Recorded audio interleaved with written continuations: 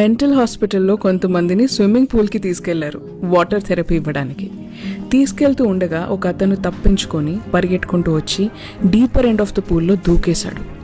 ఇది చూసి ఇంకొక పిచ్చామె ఆమె కూడా వాటర్లో దూకి ఇమీడియట్లీ అతన్ని కాపాడేసింది. ఇది అబ్జర్వ్ చేసిన డాక్టర్స్ ఈ కాపాడిన ఆమెకి పిచ్చి తగ్గిపోయింది, రేషనల్గా ఆలోచించింది అని ఒక పూర్తి రోజు తనని అబ్జర్వ్ చేసి నెక్స్ట్ డే వెళ్ళి ఏమా మీకు 2 న్యూస్లు చెప్పాలి, 2 న్యూస్లు, ఒకటి గుడ్ న్యూస్, ఒకటి బ్యాడ్ న్యూస్. గుడ్ న్యూస్ ఏంటంటే మీరు ఇంటికి వెళ్ళిపోవచ్చు, మిమ్మల్ని డిశ్చార్జ్ చేద్దామని డిసైడ్ అయ్యాం.